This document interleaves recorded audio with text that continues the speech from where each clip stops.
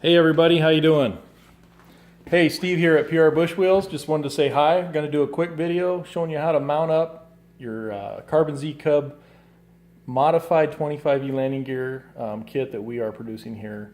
PR Bushwheels, we're not actually producing the landing gear. We do the modifications and produce the components that go with it. So I want to run you through a couple things just so you guys can see that Carbon Cub 15cc, PR Bush wheels, PR Bush struts, and this also has the tail wheel on it. Same tail wheel that you get for the Carbon Z Cub. So, you know, we can't help but take a minute to show you some things that we're doing.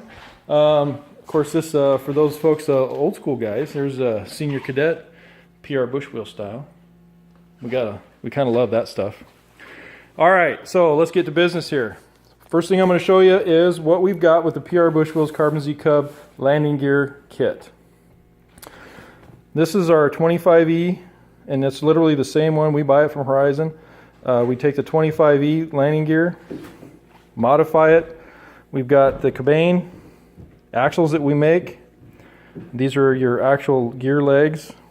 These are your extension tubes. We get all the components and all the parts and pieces that you're going to need. These are going to be the inserts that you're actually going to put into the fuselage, your PR Bush shock struts, and then of course your 6.5-inch PR Bush wheels. Now just to give you a quick one on the airframe. So you're going to take your Carbon Z Cub, you're going to take your stock straps for mounting the wire gear, you're going to put them in place. You're going to take the rear screw and put it in place in both of these locations using the stock mounting hardware. Now this plane is very stock. I mean, it's just pretty much just been taken out of the box. There's nothing done to it at this time. Basically, it's just about to get a little bit of bush wheel upgrade to it. So what we're going to do, this is probably going to be a two-part video so that I can kind of talk and hold things. What we're going to do first thing we're going to do is we're going to take these components, we're going to assemble them together here real quick. You need to assemble it, kind of get it put together, not real tight but loosely fit. So you're going to put the cabane together here, put the screws in it, you're going to use it put together, and then once you have your components put together, we're going to hold it up in place here and show you a real quick way to get this thing sized up, mounted, and get you out and rolling here. So we'll be back here in just a few minutes, show you another couple parts. So I'm going to hit pause, get a couple more pieces together, get the drill bit that we're going to be using, and I'll be right back with you. Okay, this is Steve back here. All right, what I did is I grabbed a 7/16" twist drill. You're going to need that. Also, I wanted to point out, this is one of your pieces from the original 25E gear. I'll kind of get down close here. That's just a little piece of the old tubing. And what's going to happen here, you're going to actually cut that piece in half, and that's going to go in between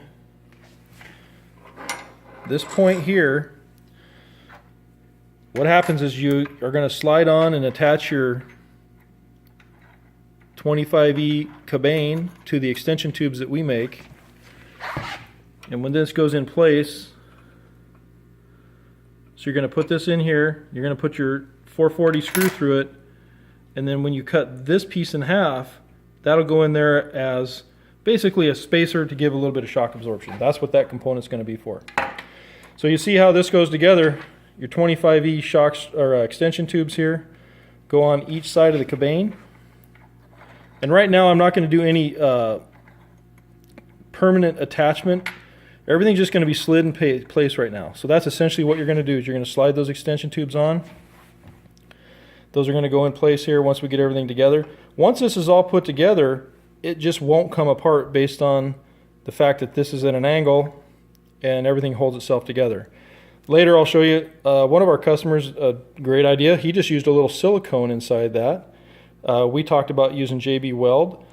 Really all it is just to kind of hold that together, because it's really not going to come apart unless you crash. At that point, you got bigger things to worry about than that component coming out. So here we go. What's going to happen? I'm going to put some of these things together. I'm going to pause the video here real quick and then give you a time to kind of show you a couple steps, and I'll turn the video back on when each step comes together here. Hang on, we'll be right